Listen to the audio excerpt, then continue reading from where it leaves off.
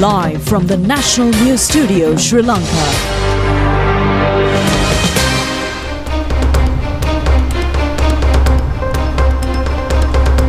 Hello there, good evening and a warm welcome to the 9 p.m. news of the most prestigious channel in Sri Lanka, bringing news stories from across the globe and stories here at home.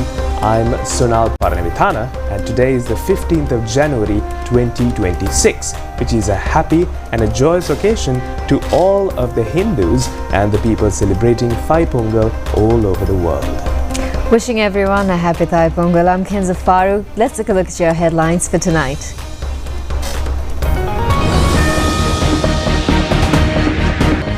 Tamil community world over celebrate Taipongal with traditional festivity. President says that Taipongal Day should be considered as an opportunity to start a new journey with courage and trust in the future. People of the north warmly welcome the president. The 50 megawatt wind power project in Mannar commenced. 20 megawatts of power to the national grid. State Pharmaceuticals Corporation achieves a special progress last year. Sri Lankan ambassador in Israel requests the Lankan community to be on alert regarding the situation in the Middle East. A transformative program for Ceylon Fisheries Corporation. The US and Britain withdraw a section of staff of Al Udeid Air Base in Qatar.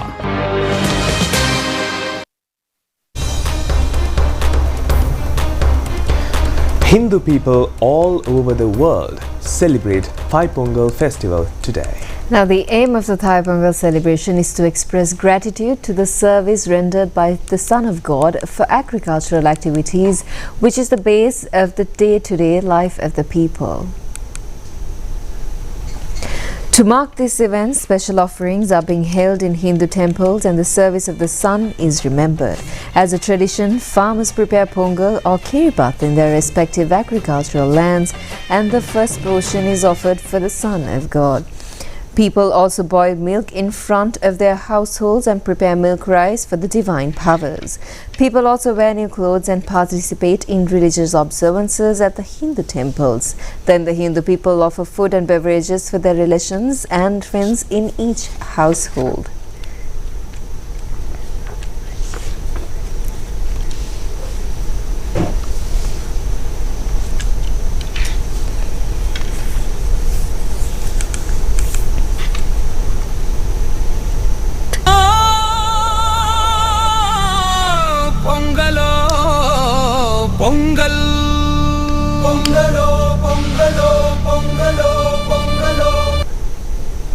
President Anurakumar Dissanayake says Taipongal celebrations is a great blessing towards the government's motive of a thriving nation, a beautiful life.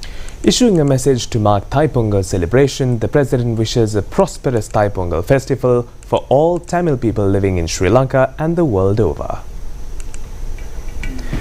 Symbolizing prosperity and thankfulness, Taipongal is not merely a celebration of a bountiful harvest, but also an invitation to embark upon a new journey towards the future with courage and confidence. The nation is now having the responsibility of shouldering the greatest reconstruction effort ever undertaken with immense effort and firm determination. The President further said that he appeals to all to join hands and come forward with the government to make this endeavour a success. Prime Minister Dr. Harini Amarasuriya extending her wishes to establish a new Sri Lanka full of reconciliation. As a nation, the country stands today at a decisive turning point. Citizens bear the collective responsibility of steering the country towards a new era of revival by bringing about a transformation in attitudes through policy and structural reforms. The government has accepted this responsibility and embarked with determination on a new year dedicated to the advancement of our nation even amidst numerous challenges. Issuing a message for Taipongal festival, opposition leader Sajith Premadasa invites the people to build a society with empathetic attitude to respect each other. He points out that Taipongal is a festival that highlights the importance of gratitude. The real meaning of the Taipongal celebration is to extend love and compassion even to nature and all living beings as well. The opposition leader wishes all to be able to celebrate this cultural festival by really understanding the humane values of Taipongal. President Anura Kumara Disanayake says that the objective of the government is to build a prosperous country with national unity without racism, where all citizens will be able to live in pride. Now, he made these comments participating in the Taipongal festival in the northern province, which was held at the INR Kovil Sports Ground, Wellanay in Jaffna. President Disanayake, who participated in the Taipongal festival, was welcomed warmly in accordance with Hindu traditions. The festival consisted of a number of cultural events. Minister Ramalingam Chandrasekhar, Governor of the Northern Province, Nagalingam Vedanayahan, and a number of others joined the festival. The President requested everyone to come forward with firm determination.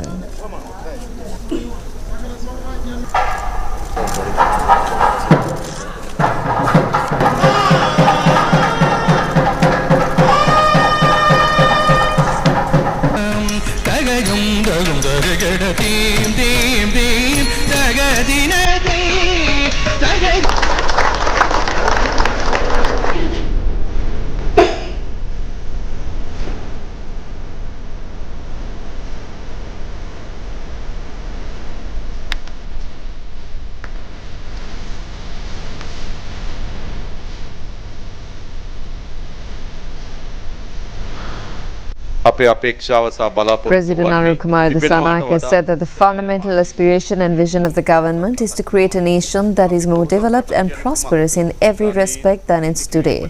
He emphasized that a truly prosperous nation is not defined solely by its wealth or infrastructure, but by its social harmony. Therefore, he aims to build a country where ethno-nationalist conflicts are minimized, divisive political agendas are weakened, and national unity is strengthened to a level unprecedented in history. The President highlighted the necessity of transcending the ethnic tensions that have surfaced in various parts of the country in the past, envisioning a society where every individual can live with dignity as a proud citizen, fully endowed with their rights. Furthermore, the President pledged to provide a better quality of life for the people who have been enduring significant economic hardships, affirming that as a primary goal of his administration.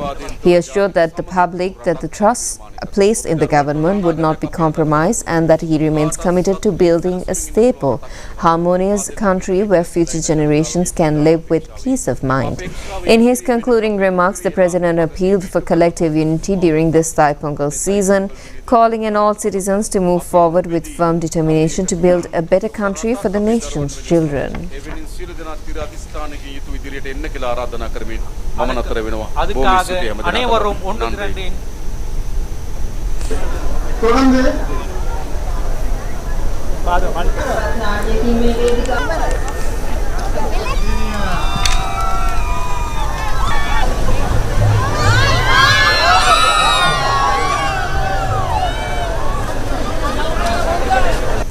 Prime Minister Dr. Harini Amarasuri asserts that on the Taipongal day, the collectiveness of the people, bond of the nature, is confirmed. And she made this comment joining the Taipongal Day National Festival.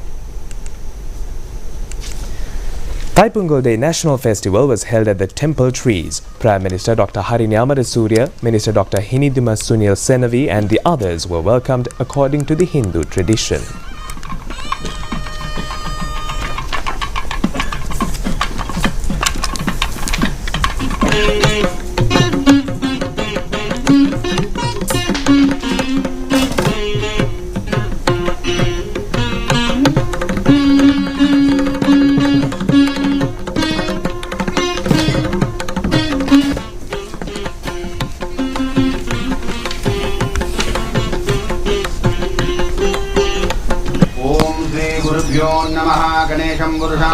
गजगरणं गजाननं विश्ववेताः स्वस्तिन ताक्षो अरिष्टनेमिः स्वस्तिनोर्बृहस्पतिर्ददाते. Prime Minister Dr. Harini Amarasuri called upon all citizens to unite with a firm determination to build a Sri Lanka rooted in mutual respect and the preservation of the cultural and religious rights of every community. She underscored the importance of advancing as a nation by embracing the core values of Taipongal, specifically highlighting the perseverance, patience and a deep-seated respect for the environment. Minister Dr. Hiniduma Sunil Senavi, delivering the opening remarks at the National Taipongal celebration, characterized the event event as a significant religious milestone for the Hindi community. Highlighting the celebration as a showcasing of a unique Sri Lankan identity, the minister extended his blessings to all Sri Lankans and the global community who share the collective aspiration of a building of a prosperous nation. ප්‍රාර්ථනයක් කරගෙන නැගී සිටින අප සියලු දෙනාට මේ ගලන තයිපොංගල් දිනයේ උතුරා හැලෙන මිහිරි පවිත්‍ර ක්ෂීර ධාරාවන්ගේ ආශිර්වාදය මුළු මහත් ශ්‍රී ලංකාවටම ලෝකවාසීන්ටම ලැබේවා. Religious leaders, ambassadors, foreign guests, invitees and a number of others were present at the function.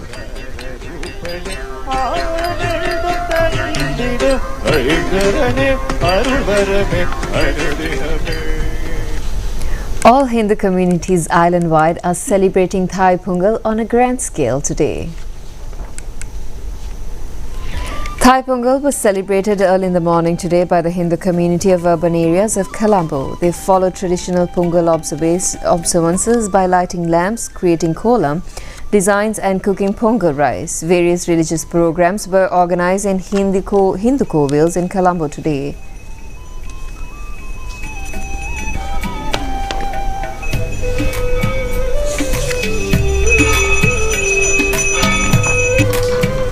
The main Pongal Day function of the Western Province was held in the morning today at New Kadireshan Kovil, Bambalapitiya. It was led by Governor of Western Province Hanif Yusuf. The main puja was conducted by the Chief Prelate of Kovil, Nagaraja Kurukkal, with the special contribution of the Board of Trustees.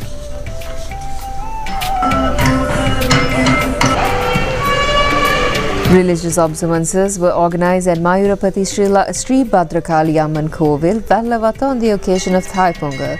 It was held under the guidance of the Chief Prelate of the Kovil, Sri Uday Raghavan Kurukkal.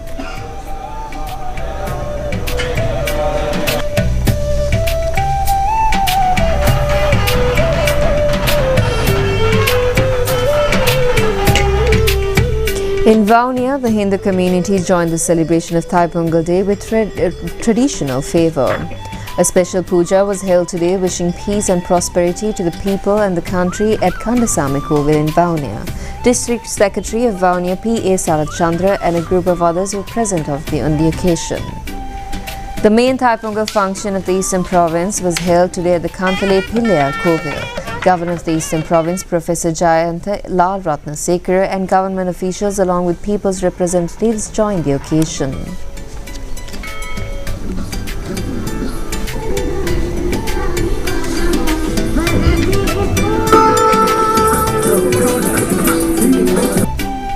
Sri Manika Pillayar Kovil in Hatton conducted the main Taipongal puja today in the hill country. Prelate of the Kovil, Shan Madhuran, conducted the puja in the presence of the Hindu community of the area and others.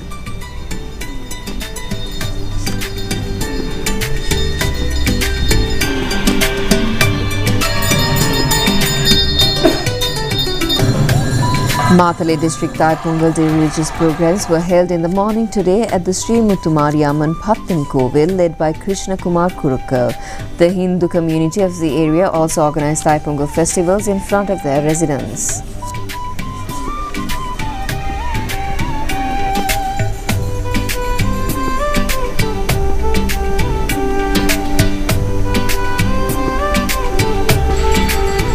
The Hindu community of God celebrated Taipongal Day with all festivity and grandeur.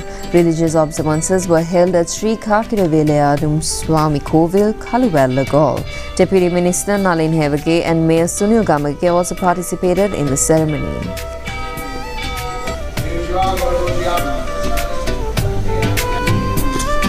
Taipongal was celebrated today at the ancient Sri Kakiravelayad Kovil, Haputale, with the participation of a large number of foreigners. Sri Lanka Broadcasting Corporation had organized a special Taipongal Day program today. Chairman of the corporation, Professor Udita Gaishan Gunasekar, and the staff of the corporation along with others joined the occasion.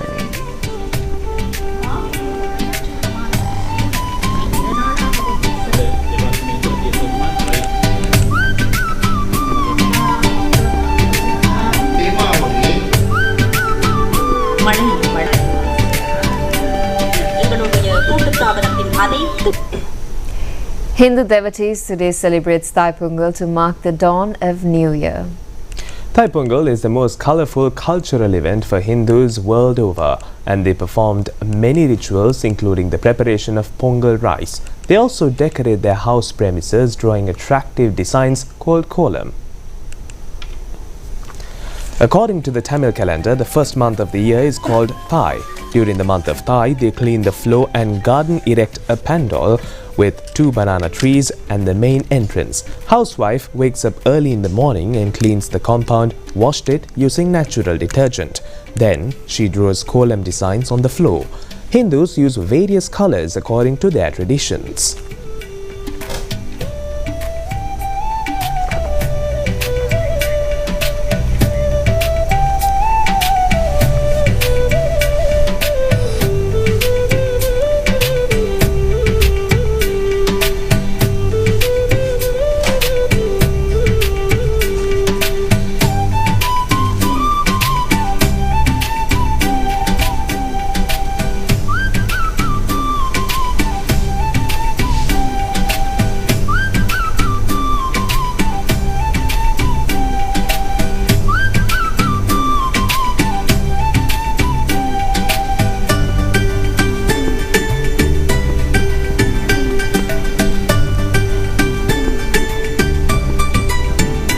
Now moving on to more local news, Sri Lanka's recent election cycle has shown how democratic participation is increasingly taking place in digital spaces where information moves rapidly and visibility carries political weight. Now within this digital democracy, the spread of disinformation has emerged as a key factor shaping online political debate, including the growth of online gender-based violence. As elections, campaigning and public debate increasingly move online, social media has become central to political engagement. These platforms now act as extensions of public sphere, shaping how political actors are seen, understood and judged. During election periods, misleading or decontextualized content spreads more rapidly, often using gender stereotypes or personal identity.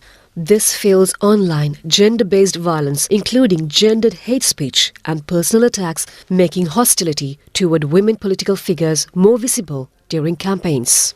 Based on an analysis by Democracy Reporting International pertaining to the 2024 parliamentary elections, online gender-based violence formed a visible part of online election-related discussions. The study observed that women politicians were more frequently targeted with hostile and gendered language compared to their male counterparts. The report highlighted that Prime Minister Harini Amarasuriya was one of the most affected figures in online political conversations. It noted that a significant number of comments directed at her carried gendered hostility, reflecting how high public visibility can increase online abuse against women leaders. The study stressed that these patterns show the challenges faced by women in political leadership within digital spaces during election periods. A second study focused on the 2025 local government elections, where online discussions again centered heavily on the Prime Minister. The report noted that nearly half of all election-related content on major platforms referred to her, making her the most visible political figure during the campaign. Alongside this visibility, online hostility persisted. Many comments drew on misleading or distorted narratives, often shifting attention away from political issues and towards her personal identity or legitimacy. The study highlighted that platforms like YouTube showed particularly high levels of hostile commentary, demonstrating how online spaces can amplify abuse. Taken together, the findings reflect how digital democracy is influenced not only by participation but by the integrity of information circulating online. When disinformation spreads unchecked, it can reinforce stereotypes and normalize gendered hostility, affecting how women politicians experience visibility in public life. Strengthening digital democracy in this context is closely connected to how societies recognize, challenge and limit the spread of disinformation that fuels online harm. More local news coming up after this short break.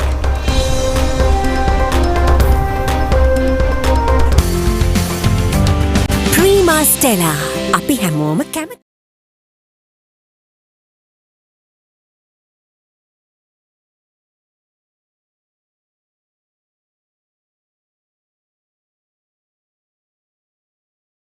More local news, a 50 megawatt wind power project being constructed at Mulikolam area in Mana under the government program to achieve the zero carbon emission target by 2050 today, led by President Anur Kumar Dissanayake.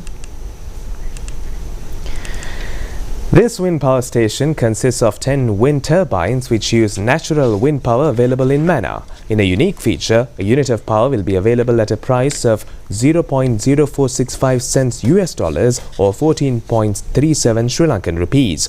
The project will be completed by March next year. Provision of a complete smart classroom for the Olaithudivai Roman Catholic Tamil Mixed School, fixing of new street lighting for a pedestrian line up until the Thalladi town via Mana Bridge, and forwarding of concerned documents for several other projects was also conducted on this occasion. Minister Kumara Jayakodi, Deputy Ministers Akram Ilyas and Upali Samarasinghe and a large gathering attended the occasion.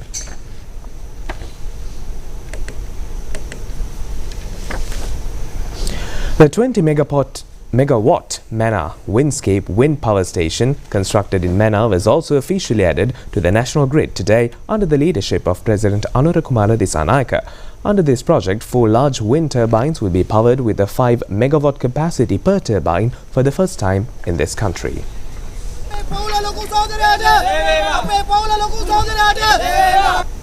Julie Chung, ambassador of the USA, paid a farewell call on the Prime Minister Dr. Harini Amarasuriya at Temple Trees yesterday, marking the conclusion of her tenure in Sri Lanka.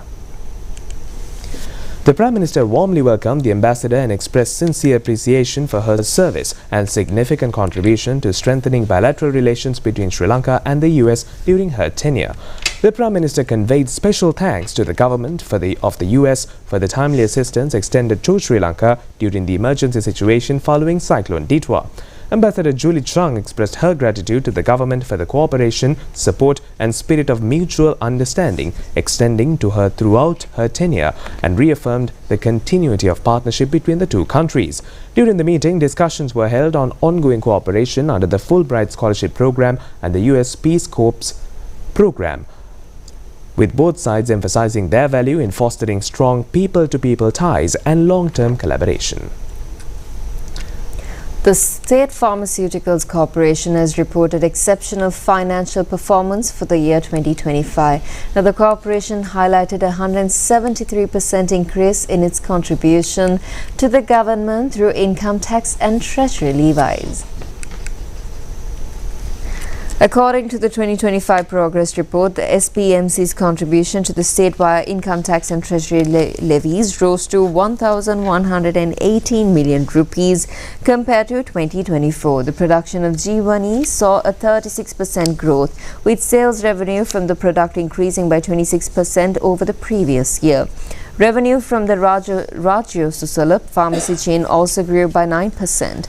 The establishment of 5 new branches in Kiribathgoda, Narayanpeta, Kegaul, Kalmune and Batiklu, along with continuous performance improvements, has led to increased profitability across many outlets. Ambassador Nimal Bandara has advised Sri Lankans residing in Israel to remain vigilant and closely monitor updates from local media and security forces. He issued this notice via a post on his social media account, highlighting the growing tensions across the Middle East. The ambassador noted that during the Iranian missile attacks in June of last year, no Sri Lankans were harmed due to the continuous guidance provided by the embassy and Israeli security forces. Therefore, he urged all Sri Lankans to follow established safety protocols in the event of a sudden missile attack or terrorist activity. Those currently on medication are advised to keep their prescriptions and medicines within close reach. Ambassador Bandara also urged relatives in Sri Lanka to remain calm and avoid unnecessary panic if communication is temporarily disrupted due to power outages or internet failures. Personnel working in open areas are instructed to seek cover in the nearest shelter immediately upon hearing a warning siren. Furthermore, those travelling in vehicles during an emergency must exit the vehicle and proceed to the closest available cover. Ambassador Nimal Bandara further advised individuals planning to travel to Israel in the coming days to remain watchful of the evolving situation. Although the embassy will be closed tomorrow and the day after for the Israeli weekend and the Taipongal festival, the ambassador confirmed that the mission will remain open for emergency services should any unexpected situation arise.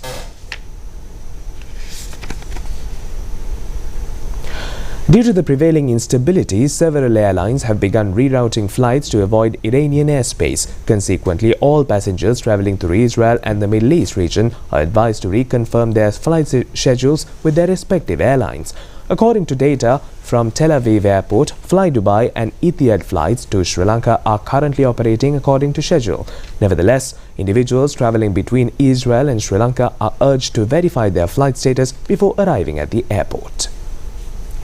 The Inland Revenue Department has earned its maximum income in history last year. Commissioner of the department, Nandana Kumara, says that it has earned an additional amount of 42 billion rupees, exceeding last year's target. The department has issued 12 million tin numbers so far. He stated that it is expected to increase the amount up to 17 million. The Commissioner of the Inland Revenue Department, Nandana Kumara, said that the department collected 2,244 billion rupees in revenue for the year 2025. This exceeded the department's target by 42 billion rupees for the year 2026. The department has been set a revenue target of 2,402 billion rupees. To achieve this, the Commissioner outlined several key strategies, broadening the number of individuals and businesses integrated into the tax system, enhancing efforts to ensure taxpayers meet their obligations, and utilizing risk-based audit methodologies to improve efficiency and accuracy. The Inland Revenue Department has already issued 12 million taxpayer identification numbers. The goal is to increase this to 17 million, with an additional 5 million registrations expected. Since January 1, 2026, a tin has become mandatory for vehicle registration. The Commissioner expressed a hope that this requirement, along with other measures, would encourage more citizens to register voluntarily with the department. The transformation program to convert Ceylon Fisheries Corporation, which was running at a loss for years together, a profitable entity, commenced today under the Clean Sri Lanka program.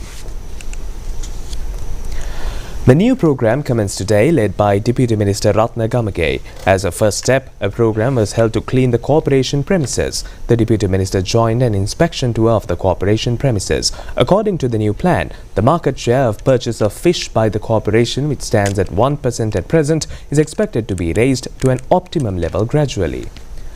Deputy Minister Ratna Gamage said that the Ceylon Fisheries Corporation has historically managed only 1% of the country's total fish harvest, a figure he deemed entirely inadequate. To address this, a structured roadmap has been developed for the years 2026 through 2030, focusing on significantly increasing the volume of fish purchased directly from local fisheries to reach optimum levels. The Deputy Minister further detailed that the government is prioritizing infrastructure upgrades, including the establishment of modern refrigeration and cold storage systems to enhance fish preservation and quality. In your weather update for tonight, Met Department says showers or thunder showers may occur at few places in Kalutara, Gaul, Mathura and Ratnapura districts after 4 p.m. tomorrow. Now, mainly fair weather will prevail elsewhere. Now, let's take a look at the city update for the next 24 hours.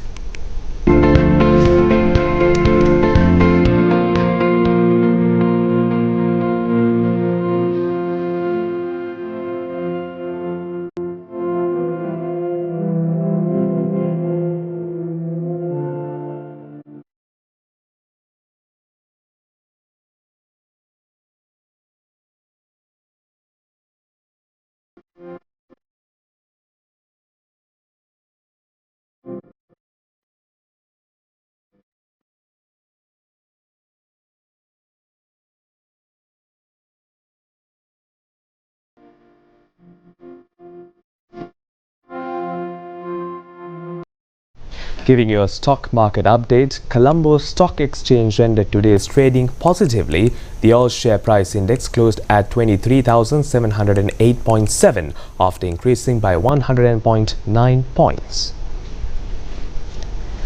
The S&P index closed at 6,541.97, up by 47.21 points and 0.73%. Total market capitalization at the close of trading stood at 8.463 trillion rupees. Market turnover for the day amounted to 9.265 billion rupees with 326.23 million shares traded.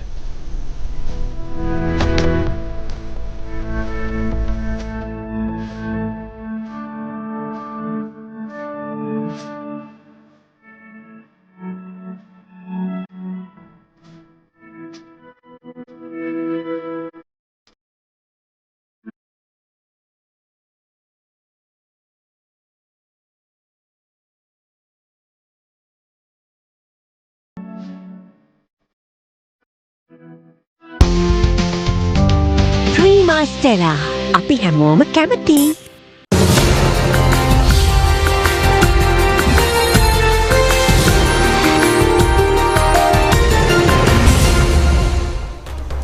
Taking a look at your international news for tonight, in light of the escalating tensions in the Middle East, the United States and the United Kingdom decide to withdraw a portion of their military from the Al-Aidad airbase in Qatar. Foreign media claims that this measure has been taken as a precaution following statements by US President Donald Trump regarding potential military action against Iran amid heightened state of conflict between the two nations. Approximately 10,000 American troops and nearly 100 British personnel are stationed at the Al-Udeid base, while neither US or British authorities have disclosed the exact number of personnel being withdrawn. The Qatari government issued a statement noting that the withdrawal is a response to regional instability and emphasized that all necessary steps are being taken to ensure national security. Furthermore, the British embassy in Tehran, Iran, has been temporarily closed and is currently operating remotely. As a protective measure, Iran briefly closed its airspace to all flights with the exemption of international commercial transit. However, foreign media reports indicate that Iranian airspace has been reopened. President Trump had previously issued stern warnings that the United States would take decisive action in response to the killing of the protesters by the Iranian government. In turn, Iran has indicated that it will launch retaliatory strikes against the US and Israeli targets in the region should it come under attack. According to human rights organizations, over 2,400 individuals have reportedly been killed during the crackdown on anti-government protests in Iran. Meanwhile, US President Donald Trump has announced that he received assurances from the Iranian side that the killing of anti-government protesters has ceased. Speaking to journalists yesterday, President Trump stated that Iranian authorities informed him that the execution of protesters has also been suspended.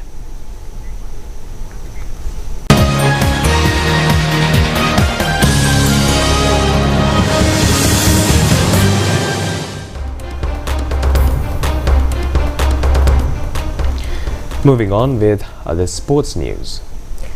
Now, finally, in sports news, Sri Lankan spinner Wanindu Hasaranga has ascended to the second spot in the latest ICC T20 bowling rankings by advancing 3 places.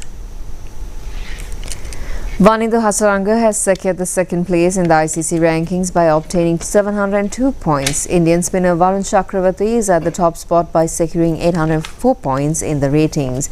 Wanindu Hasaranga was able to become the first Sri Lankan bowler to get past the 150 wickets mark during the T20 tournament held with Pakistan recently. Meanwhile, he also equalled the record for the fastest T20, 150 wickets in 92 matches. The previous record was held by Rashid Khan of the Afghanistan team.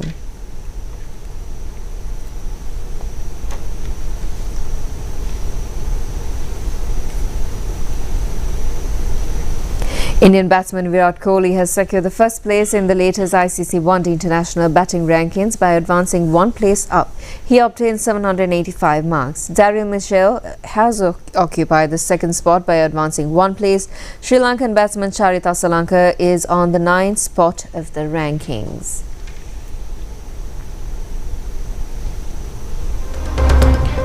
And that's all the news we have for you tonight. Join us same time, same place tomorrow as well. Wishing you a happy Taipongal day and a pleasant night ahead. It's me, Sunal, alongside Kenza. Have a very good night.